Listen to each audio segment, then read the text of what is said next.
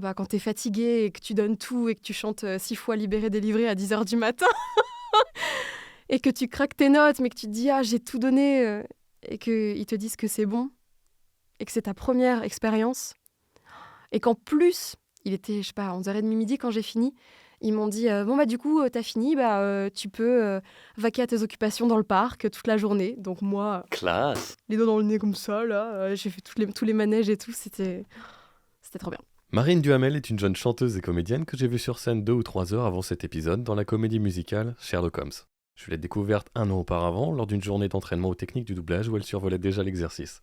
Le monde de la comédie musicale ou du musical, comme on dit en franglais dans le milieu, m'était encore inconnu jusqu'à tout récemment. J'ai donc invité Marine à venir nous raconter ce qui se trame dans les coulisses. Elle y porte un regard personnel empreint de fierté malgré les difficultés que certaines personnes qui n'entrent pas dans les codes esthétiques classiques peuvent parfois rencontrer. Sans plus attendre, voici donc...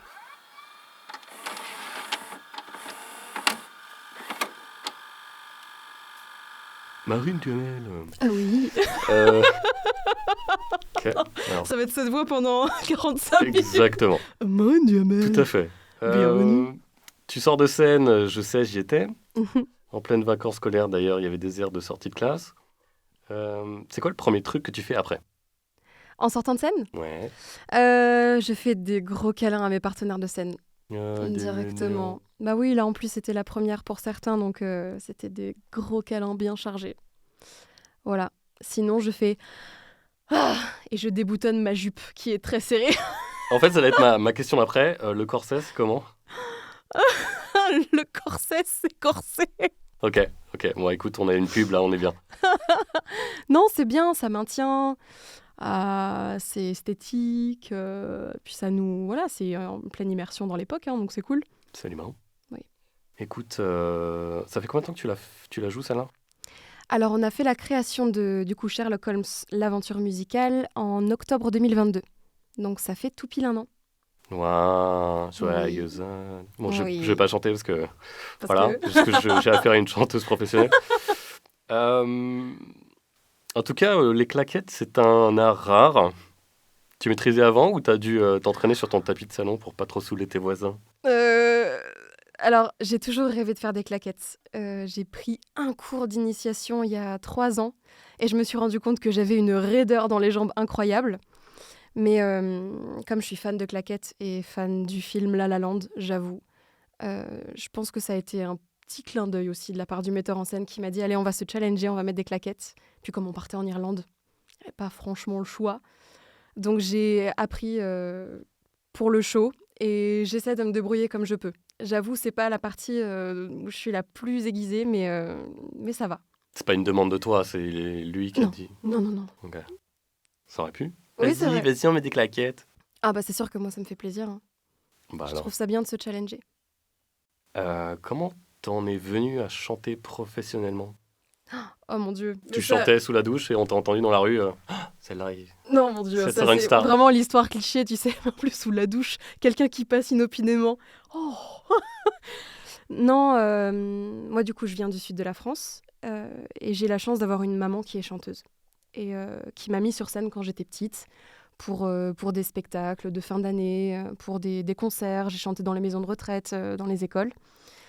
Et au début, j'ai pas du tout voulu aller sur scène. En fait, la première fois où elle m'a dit viens chanter, je lui ai dit non, c'est pas parce que t'es chanteuse que moi je serai chanteuse. J'ai chanté une fois avec elle et ça m'a tellement plu, je me suis tellement sentie heureuse que du coup j'ai continué. T'avais quel âge? J'avais 6 ans et demi. Waouh. Ok. Ouais. C'était le téléphone pleure de Claude François, ma première chanson. C'est émouvant. Oui. Et tu chantais comme une pro déjà à 6 ans? Oh mon Dieu, pas du tout. Je me souviens, et ma mère et mes frères peuvent témoigner que je me butais aux chansons de Disney qui étaient très très hautes parce que les princesses Disney, qu'est-ce qu'elles chantent haut. Et j'hurlais dans ma chambre jusqu'à atteindre les notes. Et non, pas du tout. La technique, c'est quelque chose qui vient avec l'âge. Pour le coup, j'ai jamais pris de cours de chant de ma vie. Après, j'ai eu des contrats où on avait affaire à des coachs vocaux qui nous ont accompagnés, aiguillés, tout ça. Donc c'est cool, j'ai pu roder ma technique, mais sinon, j'ai jamais pris de cours de chant. Donc j'ai eu beaucoup de petites failles, en fait, que j'ai comblées avec l'expérience, les années, tout ça. Mais tu vas en énerver plus d'un en disant que t'as jamais pris de cours de chant alors que tu fais de la scène et tout. Ouais. Bah, souvent, quand je le dis, on me dit « Oh mon Dieu, mais va prendre des cours !» Et c'est vrai que je me dis que ce serait génial de prendre des cours. J'y pense et je vais le faire. J'ai déjà pris 1 ou 2 cours. Bah, du coup, j'ai pris un cours notamment avec Camille Ménard, à qui je fais un gros coucou. Et ça m'a tellement donné des clés incroyables. D'un côté, ça m'a donné des clés géniales. Et de l'autre, ça a bousculé tout ce que moi, j'avais construit sans cours, tu vois. Et du coup, je me suis dit à quel point ça peut être intéressant de venir bousculer tout ce que moi, j'ai sécurisé pour apprendre d'autres choses. Et en fait, je pense que le travail, c'est toujours quelque chose qui paye. Donc, je vais me plonger là-dedans, même si c'est perturbant. Il y aura forcément une phase de transition, mais c'est cool. Ok. C'était quoi ton premier contrat pro ? Mon tout premier contrat pro quand je suis arrivée à Paris, c'était à Disneyland Paris. C'était un spectacle sur la Reine des Neiges, où je ne peux pas dire très clairement qui j'interprétais, etc. Mais j'étais très amie avec la Reine des Neiges et avec sa sœur, la princesse Anna. C'est super mystérieux. Voilà. Ok. Ok. Et t'en gardes, quel souvenir Ah bah c'était incroyable. C'était incroyable. Mon premier contrat pro, ça faisait 1 an que j'étais sur Paris, que j'essayais de vivre de ma passion. Et j'ai rencontré une équipe incroyable qui est devenue une famille. Mes meilleurs amis, ils font partie de ce contrat-là. Et puis c'était un contrat qui a duré 6 mois, je crois. Après, bah, du coup, on a été stoppé par... je ne sais pas si tu connais le Covid. Voilà, ce petit truc dont Oui, on a beaucoup j'en parlé. ai entendu parler, oui. On a été stoppé du coup par le Covid, malheureusement. Mais ouais, cette saison, elle a été incroyable. Le show était incroyable. Les conditions étaient incroyables. Puis voilà, quoi. Les auditions, c'était des trucs chauds ou... Alors, malheureusement, mon audition pour ce contrat, je pourrais pas en parler de manière classique parce que j'ai vécu un truc bizarre. En gros, ils avaient déjà leur équipe. Et ils m'ont appelée en me disant « Il nous manque une personne pour le cast ». Du coup, j'ai passé une audition toute seule. Donc, je suis arrivée à Paris. Moi, je venais du Sud. J'avais joué sur scène la veille. J'avais dormi 3 heures. Je me suis échauffé la voix dans les toilettes du Starbucks à Marne-la-Vallée. Et je suis arrivée et je m'attendais en fait à avoir ce dont tout le monde me parlait, des lignées de chaises avec 1000 personnes et une audition un peu à la chaîne, tu vois. Et en fait, pas du tout. J'étais toute seule. J'ai cru que je m'étais perdue. Je me suis dit « Mais c'est pas possible, c'est pas là ». Et en fait, si, toute l'équipe était là et j'ai passé toute l'audition, chant, théâtre, fitting, donc essayage, costume, perruque, tout ça, dans la même matinée. Et ils m'ont donné la réponse 1/2 heure après, en me disant du coup que c'était bon. Au moins, t'as pas eu le temps de stresser, t'as pas eu le temps de te poser des questions. Ah bah ça c'est clair. Bon après j'ai beaucoup pleuré cette journée-là parce que c'était... Montagne russe. Ah ouais. Ah bah quand t'es fatigué et que tu donnes tout et que tu chantes 6 fois Libéré, délivré à 10h du matin et que tu craques tes notes mais que tu te dis j'ai tout donné et qu'ils te disent que c'est bon et que c'est ta première expérience et qu'en plus, il était, je sais pas, 11h30 midi quand j'ai fini, ils m'ont dit bon bah du coup t'as fini, tu peux vaquer à tes occupations dans le parc toute la journée. Donc moi, Classe. les doigts dans le nez comme ça là, j'ai fait tous les manèges et tout, c'était trop bien. Cool. Bah, belle Ouais. expérience. Ouais. Qu'est-ce que tu préfères dans le monde de la comédie musicale ? Le truc que t'aimes le plus, le truc que tu trouves qui se détache par rapport au monde du doublage, parce que t'en fais aussi un petit peu. Bah en fait, le propre de la comédie musicale, pour moi, c'est quand en fait les mots parlés ne suffisent plus pour dire ce qu'on ressent. Et du coup, on se met à chanter. Parce qu'il y a des vibrations différentes quand on se met à chanter. C'est pas pour rien qu'on parle de musicologie, du fait que chanter, ça guérit de plein de choses. Et par exemple, une même œuvre qui serait en pièce de théâtre ou en comédie musicale, il y aurait des énergies, des vibrations différentes. Donc moi, ce qui me plaît le plus dans la comédie musicale, c'est le fait de pouvoir exprimer des choses qu'on ne pourrait pas expliquer, qui ne seraient pas suffisantes sans chanter. Voilà. Puis après, il y a la danse, etc. Ça, c'est aussi évidemment une expression du corps qui est magnifique. C'est tellement complémentaire, en fait. Il y a tellement un dépassement de soi et une liberté d'expressivité, je trouve, dans la comédie musicale qui, moi, me parle beaucoup. T'as fait du théâtre un peu ou pas ? J'ai pas pris de cours de théâtre. J'ai jamais pris de cours de... T'as jamais joué dans une pièce ? Si, je fais du théâtre, je joue dans des pièces, oui. Et du coup, la différence, tu trouves qu'il y a plus de liberté en comédie musicale ? C'est pas qu'il y a plus de liberté, mais il y a un champ des possibles d'expressivité qu'on parce qu'en fait, dans la comédie musicale, il y a du théâtre. Le théâtre est là, mais il y a la danse et le chant en plus. Donc, tu vois, c'est plus vaste, je trouve. Ok. Il y a un truc qui m'a encore frappé tout à l'heure. Tu joues pas de la même façon quand t'es derrière un micro que quand t'es sur scène. Oui.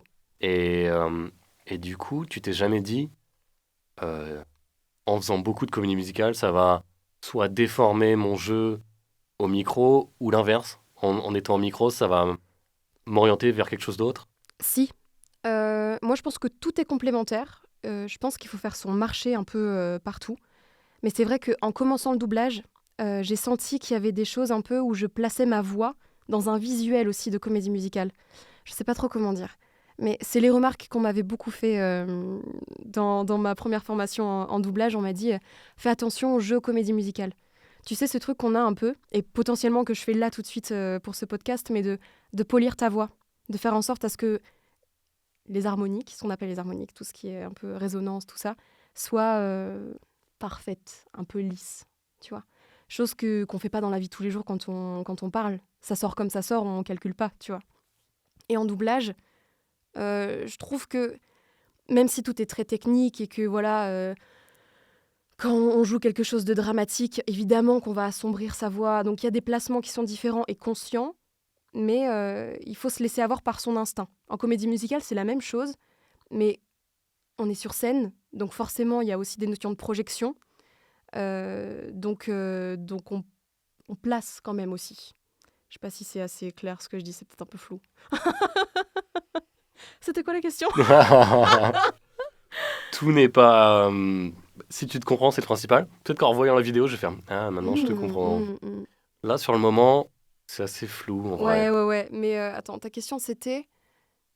Le jeu de comédie musicale, il est particulier, il t'emmène vers quelque chose que tu vas pas aller chercher, ou tu vas plutôt même chasser quand tu es derrière un micro. Oui, mais de toute façon, en comédie musicale, il y a des codes de jeu aussi.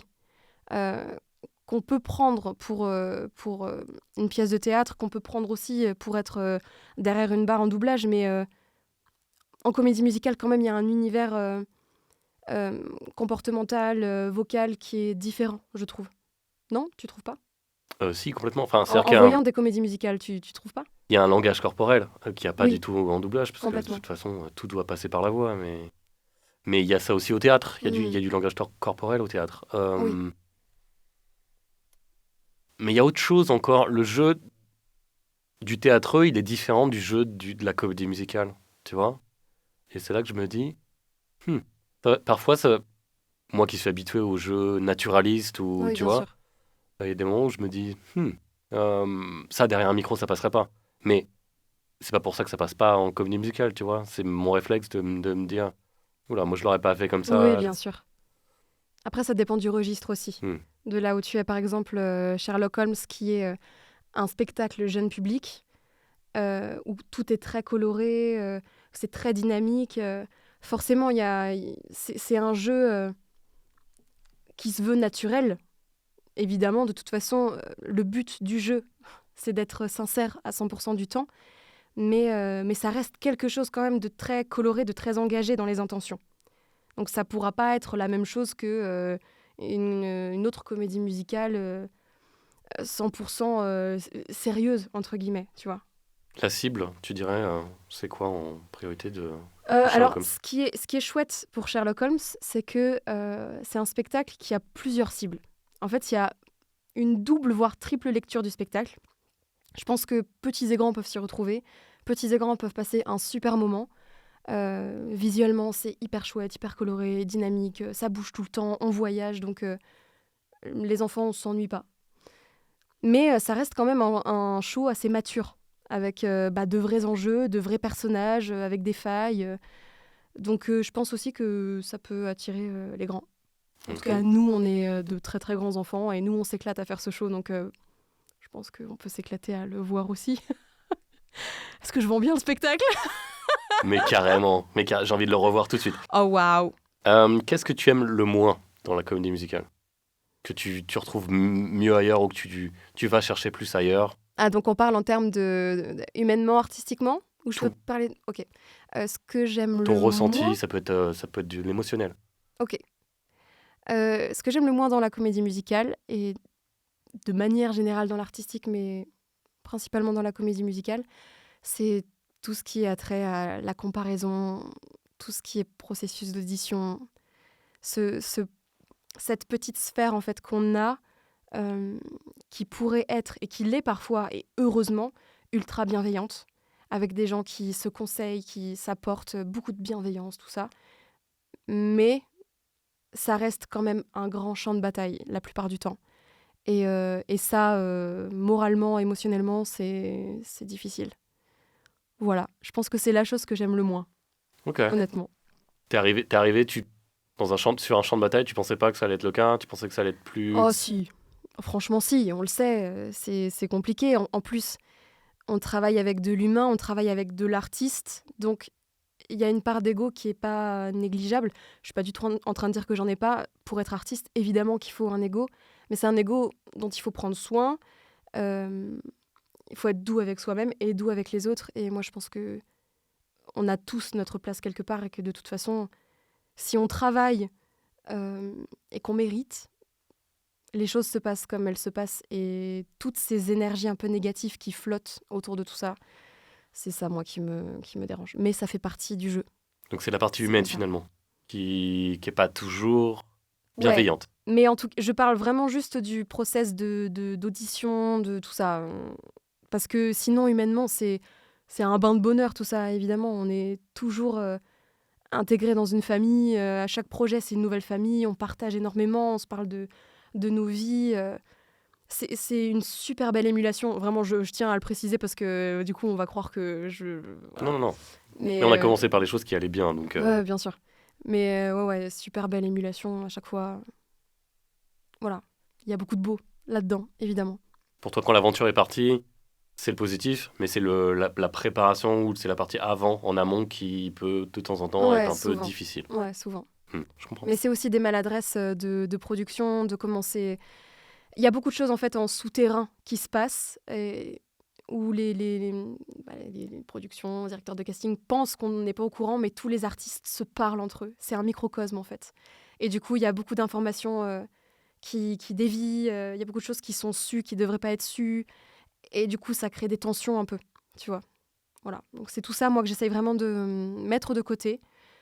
Chacun sa route, avec bienveillance, chacun ses objectifs. On fait comme on peut. Et puis voilà, quoi. Les choses se passent comme elles se passent. Tout simplement. Euh, Du coup, tu as l'air de dire que c'est un petit monde où tout le monde se connaît plus ou moins. Donc tu dirais plutôt ça ou que Paris est tellement grand pour vous tous que du coup l'ambiance, la compétition, c'est tellement... Ça vous touche pas parce qu'il y a tellement de monde. Toi, tu dirais plutôt le prendre. Moi, je dirais plutôt que c'est un tout petit monde et que tout le monde se connaît. Mais c'est un tout petit monde de chaque génération. On sent en fait qu'il y a des grandes vagues, tu vois, par rapport aux âges qu'on a. Mais oui, tout le monde se connaît, hein. Clairement, dans le milieu du musical, j'ai l'impression que tout le monde se connaît. Et puis, souvent, on va à des soirées et puis on voit telle ou telle personne. On les a vus sur les réseaux, on les a vus dans les stories d'un pote, d'un pote. Et à chaque fois, du coup, tout le monde se salue. Il y a quelque chose d'hyper chaleureux. Et c'est, toi, tu viens de là, tu fais ça. Ah, mais oui, je t'ai vu dans la story de un tel, machin. Tout le monde se connaît. Vraiment, c'est une toile d'araignée, tu vois. Faut faire gaffe à ce qu'on dit, à ce qu'on fait, alors. Oh, euh, je pense qu'il peut y avoir cette peur, oui, de faire attention à ce qu'on fait, à ce qu'on dit, mais au final, il faut prendre du recul, quoi. Enfin, Comme partout, comme voilà. tout le temps. Comme certains disent, on soigne pas le cancer. Mais par contre, on guérit les cœurs, ça c'est clair. C'est ça qui est cool. Se prendre au sérieux et en même temps, ouais, prendre du recul sur la situation et prendre que la joie de tout ça, quoi. Tout à fait. Tout à fait. Combien d'années tu as fait dans du Disney? Bah là, j'y suis encore. Ok. Et potentiellement, j'y retourne à la rentrée. Et du coup, depuis 2019, Je crois que ça a été partiel, tu vois. Il y a des saisons où j'y étais pas forcément. Mais depuis 2019, donc ça fait 4 ans. Donc là, t'es sur plusieurs shows en même temps? Dans la vie? Ouais. Oui. Bah là, du coup, je viens de finir à Disney un spectacle qui s'appelle Mickey le magicien, où je jouais la marraine la bonne fée. Et c'était très très chouette. Du coup, Sherlock Holmes. Et pour l'instant, sur scène, c'est tout. Et là, en février, j'arrive sur le nouveau spectacle du parc Astérix. Voilà, je n'ai pas le nom encore, je ne sais pas comment ça s'appellera, mais c'est le rôle de Sérotonine, une jeune Gauloise qui rêve de devenir la première femme druide. Et ça va être très chouette. Cool. Ouais. T'as déjà eu le scénar, les chansons Alors, on a eu des chansons pour l'audition. Là, du coup, on a fait un workshop avec scène de théâtre et chansons. Donc, j'ai vu un petit peu le matériel du spectacle. C'est ça le process en général? Vous commencez par un workshop et après vous développez ou... En fait, on commence par une audition, en général, une première audition avec une chanson libre de notre choix. Ensuite, on est convoqué ou pas au prochain tour. Prochain tour, en général, ils nous donnent une chanson du matériel du spectacle. Et là, la finale, c'était un workshop. Donc, avec tous les finalistes de tous les rôles, on s'est rencontrés et on a fait nos scènes de théâtre ensemble, où on essayait de matcher un peu les binômes, les groupes, tout ça. Et les chansons individuelles ou, du coup, en duo, trio, avec tout le monde. Voilà, ça se passe comme ça en général. Toujours, c'est-à-dire sur les Disney, c'est pareil. Ouais, en tout cas, les auditions de parc, oui. Quand tu as été prise sur un Disney, est-ce que c'est plus simple d'être prise sur un autre Disney? Ou c'est l'inverse, ou c'est... t'as déjà fait tel ou tel spectacle, du coup ça va être compliqué de te remettre dans un autre? Non, en général, quand on intègre la famille Disney, on est un membre de la famille Disney, quoi. Ok. Et donc, du coup, si ça s'est bien passé, qu'on a bien travaillé, qu'on est quelqu'un de bienveillant, et ça, vraiment, chez Disney, ils font très attention à ça. Évidemment que c'est un choix artistique, évidemment qu'ils vont juger la qualité vocale, de jeu, etc. Mais il y a vraiment une part de choix humain qui est primordiale, en fait. Et donc, du coup, si tout ça s'est bien passé, forcément, t'es beaucoup plus crédible et légitime de travailler sur un autre spectacle après, tu vois. Après, y a des rôles qui sont plus difficiles à distribuer. Et si tu es fité sur un rôle difficile à distribuer, en général, ils vont quand même essayer de te garder sur ce rôle-là qui est difficile à distribuer. Ok. Tu vois ce que je veux dire? Bien sûr. Voilà. Ok. Combien de Disney t'as fait? Différents? Tu saurais les lister? J'en ai pas fait beaucoup parce que j'ai fait 3 saisons du coup sur le spectacle de La Reine des Neiges. Et j'ai fait une saison sur le spectacle de Mickey le magicien. Ok. Et toutes tes autres comédies musicales, t'as fait Sherlock Holmes, donc tu Oui. fais toujours. Ouais, C'est la 2e saison, tu m'as dit? Oui. Comment s'est passée la première? très bien. La première, pour moi, c'était un rêve absolu parce qu'on a fait la création dans le théâtre dans lequel j'ai travaillé quand j'étais ado, dans le sud de la France, à Salon-de-Provence, au Théâtre Armand. Et c'était fou parce que, en fait, moi, j'y travaillais quand j'avais 16-17 ans, tu vois. J'étais ouvreuse et je voyais toutes les comédies musicales arriver. Je les voyais, je voyais les artistes, je les voyais répéter, je voyais les spectacles et moi, j'étais là avec mes tracts au fond et je me disais, mais qu'est-ce que je rêve d'être à leur place. Sans me dire une seule seconde que j'allais oser prendre mes valises pour aller à Paris, tout ça. Enfin, c'était conceptuel dans ma tête. Et il y a une comédie musicale un jour qui est arrivée, qui s'appelle Robin des Bois, la légende ou presque, de Guillaume Beaujolais et Fred Collas. Et j'ai vu ce show et je me suis dit, mon Dieu, qu'est-ce que j'aimerais être à la place du rôle féminin. Aujourd'hui, c'est moi qui suis à la place du rôle féminin. Mais ouf! C'est incroyable, la boucle est bouclée. Et ouais. Et du coup, oui, faire la création là-bas, d'être sur la scène et de voir le public, mais du coup de l'autre sens. Puis le jour de la première, quoi. Parce que le directeur du théâtre, c'était mon patron, qui a fait un petit discours. Moi, je réalisais pas du tout. J'avais les gambettes sous ma robe qui étaient comme ça. J'étais en mode, j'ai l'impression de jouer un moment clé de ce dont je me rappellerai sur mon lit de mort quand j'aurai, Inch'Allah, 105 ans. Tout à fait. 127. Voilà. Et c'était magique. Franchement, les premières étaient incroyables. Puis après, c'était parti, quoi. C'est la routine. saison, Après, ouais. Bon, la routine, non, c'est jamais la routine. t'as le track? Le jour où on se dit que c'est la routine, ça arrive, hein, de toute façon. Il faut des dates ou des prestations où on se dit, aujourd'hui, je sais pas, il y avait un truc qui allait pas, ou non. pour qu'il y ait des dates exceptionnelles. Parce que si tout est toujours top, plus rien n'est top finalement, tu vois. Exactement. Donc voilà. T'es du genre à avoir le trac? Ça dépend. Qu'est-ce qui se passe dans ta tête avant d'entrer sur scène? Je me force à respirer parce que je suis en apnée. Ce qui se passe dans ma tête, c'est... Ouais, je respire et je me rappelle les enjeux de mon personnage. Je reviens toujours au point de départ de mon personnage en me forçant à me dire, tu sais tout ce qui va se passer, oublie-le maintenant. Et maintenant, c'est instanté. Voilà, j'essaie de me dire ça. Puis après, c'est toute l'énergie canalisée dans le corps et puis c'est parti, quoi. Donner le meilleur. Voilà. Ok. Mais oui, je suis traqueuse. Ça m'arrive. Ça dépend des rôles, des spectacles, évidemment, c'est pas les mêmes enjeux, tu vois. Et je déteste ouvrir un show. Si je suis la première personne qui met les pieds sur scène, alors là, le trac... Mazette. Tu demandes à chaque fois? Non, je veux pas ouvrir. Bah ouais, mais bon, après, quand ça s'y prête, t'as pas le choix, hein. C'est parti. Ben non. Je sais que tu fais pas mal de sport. Est-ce que l'hygiène de vie est indispensable quand tu fais de la scène ou simplement important? Moi, pour mon cas, je dirais indispensable.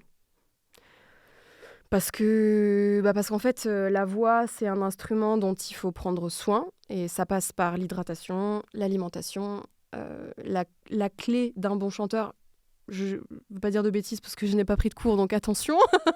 Mais c'est quand même la respiration. Et pour avoir une bonne respiration, une bonne prise d'air, c'est bien aussi de travailler son cardio et de ne pas manger n'importe quoi.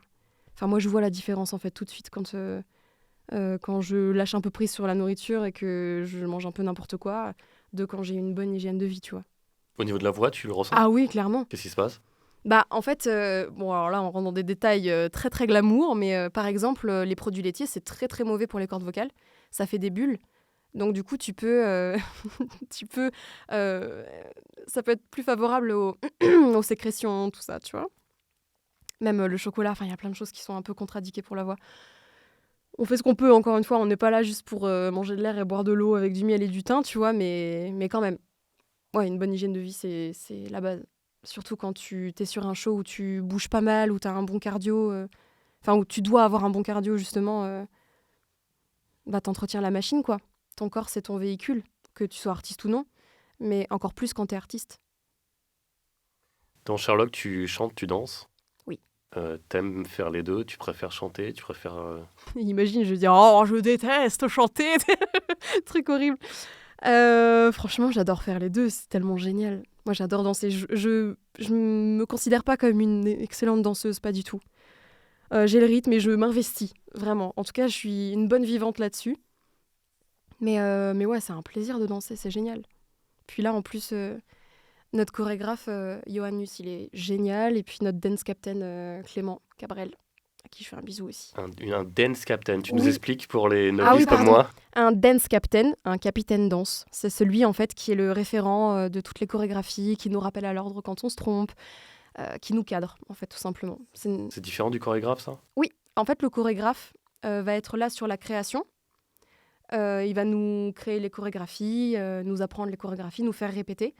Et ensuite, il laisse le bébé au dance captain qui est avec nous sur scène. C'est quelqu'un qui est partie intégrante de la troupe, en fait, le dance captain. Et donc là, c'est Clément Cabrel.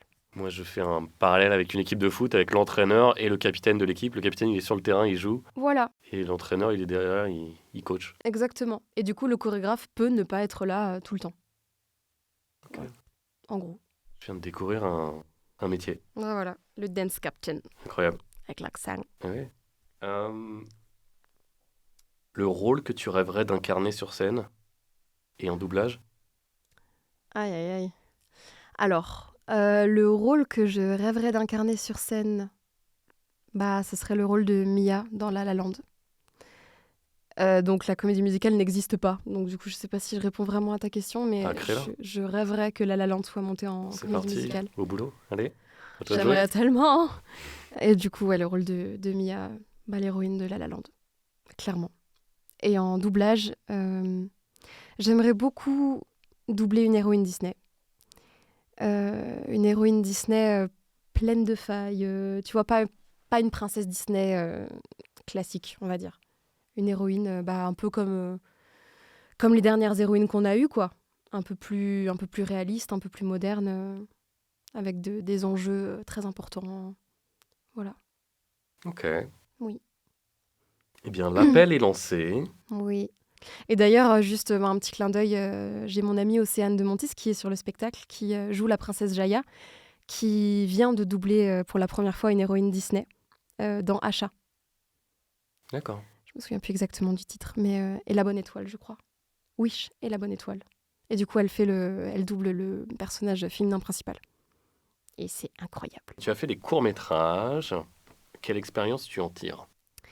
Alors oui, du coup, j'ai commencé par l'image avant de faire de la comédie musicale. Quand j'étais dans le Sud, j'ai tourné dans des séries télé comme Plus belle la vie, Section de recherche, Camping Paradis, Joséphine Ange Gardien. Et c'était très chouette. J'ai adoré faire de l'image. Et c'est vrai, quand je suis arrivée à Paris, ça a un peu stagné. Et puis, les portes de la comédie musicale se sont ouvertes. Donc, du coup, je m'en suis un peu détournée. Mais je travaille avec une société qui s'appelle Sleep Day, avec qui j'ai tourné beaucoup de courts-métrages. Et d'ailleurs, je suis leur scénariste aussi. Et c'est très chouette. Moi, j'adore l'image. J'adore jouer face caméra. Et puis, je trouve que c'est un jeu tellement différent du jeu scénique que... En fait, j'aime bien vaciller de l'un à l'autre, piocher ce que j'ai envie de piocher. Je trouve que tout est très complémentaire et c'est cool. Et donc, l'image, c'est très cool parce que c'est hyper intimiste, je trouve. J'allais dire, on n'a pas besoin de faire grand-chose pour être compris, mais c'est pas totalement vrai parce que, en fait, c'est juste à partir du moment où t'es incarné, t'es capté par l'image, en fait, tout simplement. Donc, c'est cool, c'est différent. C'est une construction de jeu et un abandon de jeu aussi différent. Donc, voilà. Je me rappelle que tu m'avais montré 2 courts-métrages Mhm. où t'emballais des mecs.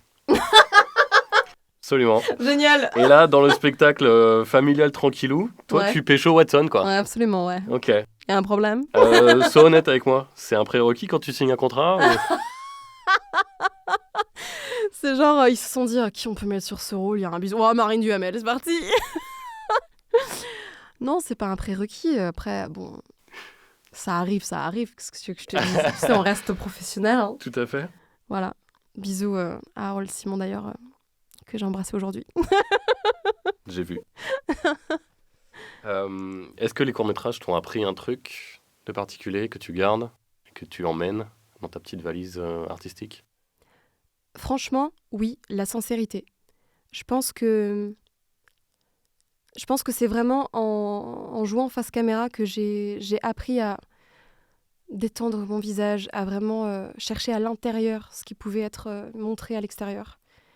Je trouve que c'est plus évident, en tout cas, de chercher ce process-là et ce chemin-là face caméra que sur scène, où il y a quelque chose quand même de très porté, de très visuel, instantané. En tout cas, moi, c'est par ce biais-là que j'ai trouvé toute la sincérité que j'essaie de mettre partout ailleurs et que j'espère mettre partout ailleurs. Donc ouais, je dirais ça, la sincérité. Je suis impressionné. Comment tu entretiens ta voix? Est-ce que c'est un dur travail au quotidien ou simplement des exercices de temps en temps? Alors, Est-ce que t'es la relou en soirée, genre non, je vous parle pas parce que je prends soin de ma voix? je suis pas la relou en soirée qui profite pas. Je pense que de toute façon, il faut trouver son équilibre entre vivre l'instant présent et se projeter dans un futur proche, moyen terme, long terme, en mode si tu joues toute la semaine d'après, évidemment que tu vas pas faire la teuf tout le week-end. Je prends soin de ma voix quand même. Quand je sais qu'il y a des choses où il y a un enjeu, où je sais que potentiellement je vais être stressée ou quoi, j'évite de sortir. Ou alors quand je sors, j'évite de parler au-dessus de la musique. Je suis pas une très très bonne élève. Moi, je sais que j'ai plein d'amis artistes qui prennent des cours de chant régulièrement, qui font des échauffements vocaux régulièrement, même quand ils ont rien dans la journée. C'est pas franchement mon cas. Moi, j'aime bien chanter au feeling. Je chante beaucoup, je cherche, j'explore. Quand j'ai des auditions ou que je travaille ou que je suis sur scène ou en doublage, évidemment que je me chauffe la voix, toujours. Mais après, oui, de manière générale, sans parler de moi, prendre soin de sa voix, c'est un travail acharné de toute façon. C'est un muscle en fait. C'est comme quand un sportif va avoir des objectifs en termes de musculature, de prise de masse, etc. Ça se travaille, ça s'entretient. Et concrètement, ça donne quoi? Concrètement, ça donne Toute la journée? pas toute la journée, mais non, pas toute la journée. Mon Dieu, quel enfer. Un dauphin Absolument. H24. Mais par contre, ça arrive du coup dans le métro. Parce que quand tu travailles à 1 heure en métro et que tu te lèves le matin, qu'il est 6 heures et que tu as les voisins et que tu peux pas t'échauffer la voix, que tu descends dans ton ascenseur et que tu peux pas t'échauffer la voix, que tu es dans la rue et que tu fais et que tu as un SDF et 3 personnes qui passent et qui font mais qu'est-ce qu'elle fait? C'est n'importe quoi. De toute façon, t'es à Paris, tu surprendras plus grand monde. Oui, non, c'est vrai. Et ça, pour le coup, le Covid, c'était vachement chouette parce que derrière son masque dans le métro, on pouvait vraiment faire des exercices d'articuline. Et ça, c'était vraiment cool. J'avais pas pensé à ça, ok? Le seul point positif Incroyable. des masques. Ouais. Pas de genre d'hydratation ou des appareils bizarres. J'ai vu des gens avec des humidificateurs, des choses comme ça. Toi, tu n'utilises pas ce genre de... Non, j'en ai vu beaucoup, oui, des humidificateurs, comme tu dis. J'en ai pas. Je sais qu'il y a eu une période où justement j'ai essayé de vraiment prendre soin beaucoup de ma voix et au final ça a fait un peu de psychose aussi. Tu sais ce truc de te dire je vais mettre une écharpe parce que ça va me protéger du vent et en fait quand t'enlèves l'écharpe bah tu t'es fragilisé. Il y en a beaucoup qui disent ça, moi j'en sais rien, j'aime bien les écharpes, ça me tient chaud, c'est cocooning tu vois donc j'en mets aussi.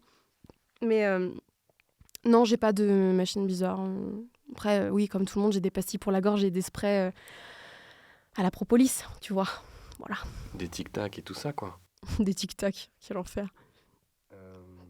C'est quoi ta comédie musicale préférée? Ma comédie musicale préférée, bah, elle est londonienne. Et je dirais que c'est Dear Evan Hansen. Je sais pas si tu connais. C'est pas ultra connu quand tu fais pas partie du milieu du musical, mais voilà, c'est une comédie musicale londonienne, moderne, réaliste, sur un jeune homme avec un léger degré d'autisme qui essaye de se faire sa place dans un monde de fous, on va dire. Tu saurais dire pourquoi t'as touché plus que les autres? Bah parce que le héros en fait est hyper sensible, parce que les chansons sont incroyables, parce que l'histoire est très jolie, c'est très beau. Il faut que tu regardes Dear Evan Hansen, vraiment. D'accord. Puis ça traite de sujets hyper actuels, ça parle de suicide, ça parle du rejet social, ça parle de quête de l'amour, mais pas de quête de l'amour cuculapraline, tu vois. Enfin, voilà, il y a plein d'enjeux très humains, et c'est juste une poésie musicale, ce truc. Voilà. C'est un gros... Je veux dire, un gros ensemble. Ah oui. Ouais. Ouais. Ils sont, je pense, 10 ou 12 sur scène. Est-ce que ça existe, les comédies musicales où ils sont genre 3, 4? Bien sûr. Il y en a plein en France. D'accord. Ouais. Toutes celles que j'ai vues, ouais, 8, 10, 12. Oh, bah il y en a plein. Le Roi par Lion, ils sont un exemple, peu plus que 10, Oui, 12. oui, d'ailleurs. complètement. Bah, c'est vrai qu'après, oui, il y a les grosses scènes, mais il y a plein de comédies musicales ou spectacles musicaux, du coup, qui est une catégorie un peu à part, où ils sont très peu. Par exemple, il y a Alter Ego, Comédien, je sais pas si tu l'as vu. Bon, voilà, où ils sont 2, 3.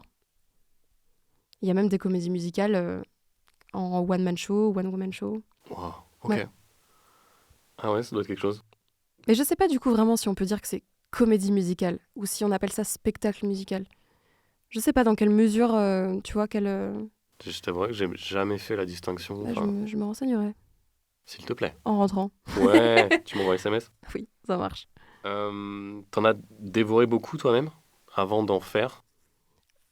Ouais, franchement, ouais. Les comédies musicales françaises, beaucoup. Quand j'étais enfant, tout ce qui est Roméo et Juliette, Les 10 Commandements, Notre-Dame de Paris, tout ça. Mamma Mia, que j'ai vu 6 fois il y a 12 ans, je pense. Je vais aller le voir dans 15 jours. Ouais. Puis après, j'aurai Léo Vanni qui va Ah venir, bah qui oui, sera à ta place. génial. Mm. Génial, j'ai hâte de la voir aussi. Bon, elles sont 2 du coup sur le rôle, donc j'espère que je pourrai voir les 2. Mais ouais. Ok. Donc une bouffeuse de comédie musicale. Ah bah oui, bah de toute façon, c'est notre nourriture, hein. C'est aussi une part de notre travail d'observer, Ouais, vraiment. complètement. Que ce soit comédie musicale, théâtre, tout en fait. C'est de l'observation, de l'ingération, sur ça, oui. Je suis fatiguée, je sais plus si les mots existent ou pas. Ouais. De la digestion, et puis après, on fait son marché, on prend ce qu'on a à prendre, et puis c'est tellement bon, en fait, de voir d'autres artistes s'épanouir, donner, on reçoit, enfin, tout ça, c'est... Pour moi, c'est que des flux, en fait. La nana qui parle, on dirait une sorcière. C'est que des flux. Ouais, je pensais plus Ouais. à l'océan, moi, mais pourquoi pas. Ouais, c'est une belle image aussi. Est-ce que tu as toujours voulu faire ce que tu fais? Genre, toute petite, par exemple, tu voulais faire quoi? Alors, Quand je serai grande, je serai... ouais, bah, quand je serai grande, je serai chanteuse, hein, évidemment. Mais ça s'est pas directement dirigé là-dedans. J'ai fait beaucoup d'études qui n'ont rien à voir avec ce que je fais aujourd'hui. J'ai fait un DUT dans l'urbanisme. Voilà, pourquoi, je ne sais pas. Ensuite, j'ai fait une licence Infocom dans la culture et l'événementiel.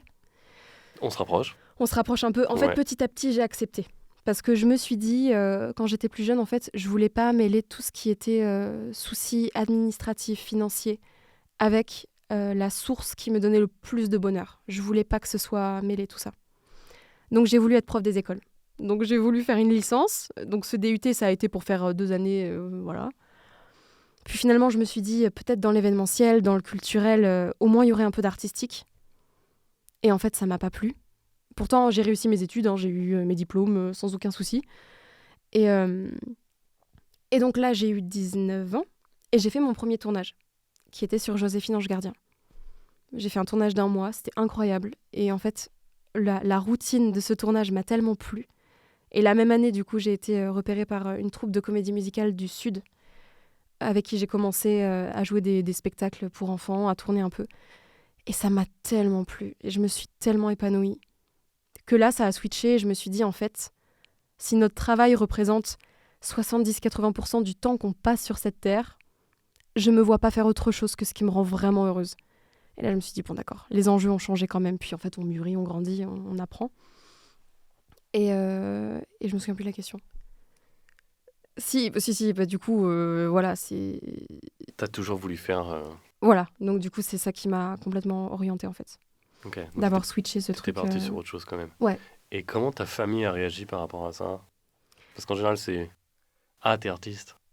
Je sais. Ouais. Bah du coup, désolée, je vais pas du tout alimenter ce cliché-là parce que pour le coup, j'ai une famille incroyable avec une maman chanteuse et artiste qui a été 25 ans secrétaire de la fonction publique et qui a tout lâché pour monter son entreprise et son association, qui a commencé à chanter dans les maisons de retraite, etc. Donc c'était un bon exemple aussi. Et puis elle m'a toujours dit, de toute façon, tu feras ce que tu voudras. Et moi, je t'encourage. Et puis bah, j'étais sur scène avec ma maman, moi, depuis toute petite. Donc elle a bien vu qu'il y avait des étoiles dans mes yeux et que ça pétillait, quoi.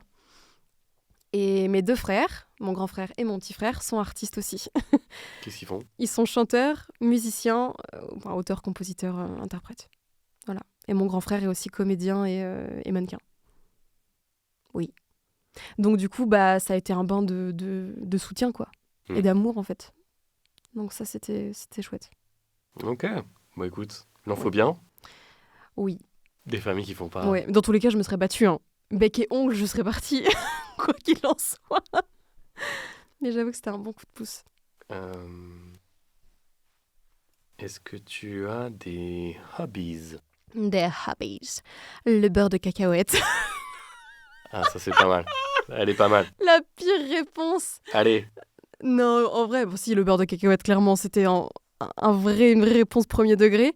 J'aime beaucoup le sport.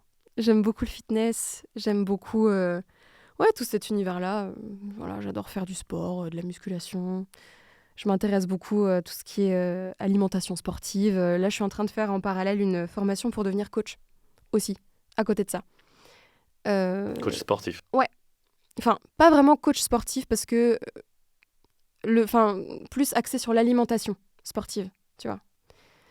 En fait, on va pas épiloguer là-dessus, mais pendant très longtemps, j'ai été boulimique. Et j'ai rencontré une coach qui m'a remis sur le droit chemin. Et en fait, je me rends compte, en désinhibant ce sujet sur les réseaux sociaux, qu'il y a énormément de jeunes femmes, principalement, et de jeunes hommes aussi, mais principalement de jeunes femmes qui viennent se confier à moi, en tout cas, qui sont concernées par les mêmes problématiques que j'ai rencontrées ces dernières années. Notamment des artistes. Parce que, en fait, on travaille avec notre physique, comme je te disais. Il y a ce rapport à l'esthétique, au visuel, à la comparaison, qui sont des facteurs qui peuvent rendre malsain son rapport avec soi, avec son corps, etc. Donc du coup, je me suis dit, j'aurais adoré, moi, à l'époque, rencontrer quelqu'un du milieu qui pourrait m'écouter, qui pourrait m'accompagner là-dedans. Donc j'ai envie de devenir cette personne et que toutes ces jeunes femmes qui se sont confiées à moi ces dernières années se disent, je vais venir avec Marine et on va en parler et on va faire un programme particulier et on va désamorcer tout ça et ça va le faire, quoi. Donc voilà, donc je fais ça parce que j'aime bien. Est-ce que ton regard sur toi-même a changé depuis que tu fais ce métier? Euh, Alors, il a pas changé parce que on va pas se mentir,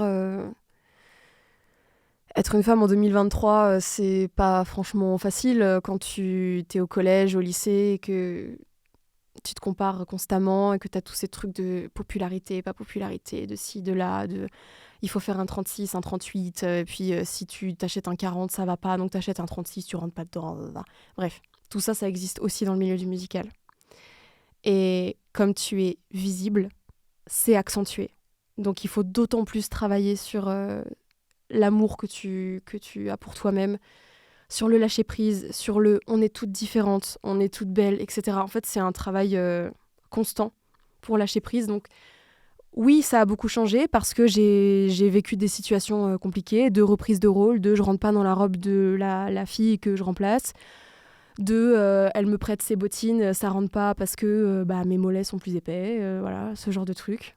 Ou à Disney, par exemple, où c'est des costumes qui sont adaptés à chaque comédienne, mais on est 5 et on travaille, on est les 5 alignés face à un miroir, donc forcément la comparaison est directe. Et c'est pas des choses qui sont faciles. Donc mon regard a changé, oui et non. Ça a été une transition difficile, parce que je me suis rendu compte de tout ça, ce dont je te parle. Mais justement, moi je le prends comme un outil, un vrai outil, un avantage pour encore plus nourrir l'amour que j'ai pour moi-même, et me dire, en fait, ça se trouve, ce que moi j'aime chez quelqu'un d'autre, la personne se dit la même chose de moi pour autre chose. Et on est toutes différentes, et voilà. Donc oui, mon rapport à mon corps a changé. Voilà. J'allais dire je m'aime, en vrai c'est pas franchement vrai parce que forcément il y a des jours où ça va pas, mais en tout cas ça va mieux. Je vais dire comme tout le monde, mais Oui. mais t'as aussi le. Est-ce que tu fais un travail sur toi, ou est-ce que, enfin, physiquement, ou est-ce que tu fais un travail sur toi psychologiquement, tu vois, il y a Les deux, Oui. complètement. Après, chacun a ses outils pour gérer tout ça. Moi je sais que ça passe par l'écriture. J'ai un journal, j'écris beaucoup de mes pensées. Et notamment par rapport à mon corps, j'ai été suivie par une psy pour ça, parce que comme je t'ai dit, j'étais boulimique et anorexique mentale. Bref, le petit combo sympathique. Et, C'est quoi de l'anorexie mentale? de l'anorexie mentale, c'est quand... En fait, la boulimie, c'est quand tu manges en excès, tu fais des crises d'hyperphagie. Tu manges pour combler, pour te remplir et pour prendre de la place. Et l'anorexie, c'est quand tu as peur de manger parce que tu ne veux pas prendre du poids et que du coup, tu te sous-nourris. Et l'anorexie mentale, du coup, c'est ça. En fait, j'alternais constamment entre des phases d'hyperphagie, où je mangeais, et des phases de j'ai pas besoin de manger pour survivre. Et du coup, je ne mangeais rien du tout. Parce que chaque aliment était danger. Et chaque aliment représentait une prise de poids ou une calorie. Enfin, tu vois. Tu voulais être intermittente de l'alimentation. Exactement. D'accord. J'ai fait du jeûne intermittent d'ailleurs. Beaucoup. Voilà. Ok, tu m'as appris un truc. Hormis ça, tu sembles vivre un petit conte de fées, de la provinciale qui monte à Paris, qui se retrouve sur scène, et les plateaux de doublage. Quelle réflexion tu tires de ton parcours jusqu'à présent? Alors déjà, ça fait du bien de l'entendre. C'est chouette de se retourner un peu et d'avoir une genre de mini-synthèse parce que c'est tellement une course contre la montre, une course de je veux faire ce projet, je veux combler mon emploi du temps, je veux pas que ce soit vide, je veux faire ça et je vois ma to-do list des choses que je rêve d'accomplir et ça c'est pas rempli, ça c'est pas rempli et il y a ces auditions et je suis hors course. Il y a beaucoup de choses très anxiogènes, comblées par tout l'amour qu'on a de faire ce métier, etc. Toutes les phases de travail qui sont génialissimes. Vraiment, je vais pas parler que du négatif parce que tout est tellement bonheur dans ce métier pour moi. C'est richesse absolue de part et d'autre. Mais je suis hyper... En fait, il faut se le dire, ça fait du bien. Je suis hyper fière de moi. Franchement, je suis hyper fière de ce que j'ai fait. J'aimerais bien dire à cette gamine, cette ado de 16-17 ans, t'inquiète, t'as ta place quelque part, et même si ça va être dur, mais s'il y a des moments où tu croiras plus en toi, bah ça va le faire. Et tu vas faire des trucs très cool. Et je fais des trucs très cool et entourée de gens super. Et J'ai vu plein de petites gamines aujourd'hui qui avaient des étoiles dans les yeux en te regardant. C'est vrai? Donc, je me fais pas de soucis. Oh waouh. Non, ça c'est trop cool. Ça, j'avoue que c'est un beau cadeau aussi. Quand tu vois les enfants vraiment qui s'identifient, qui te voient comme l'héroïne que toi tu voyais quand tu étais enfant. Tu t'identifiais et tu disais ah j'aimerais tellement être comme elle. Et là d'apercevoir ça dans les yeux des enfants, c'est trop beau. Eh ben, on va se quitter là-dessus. Il me reste plus qu'à te dire, allez, salut l'artiste. Merci Mathieu.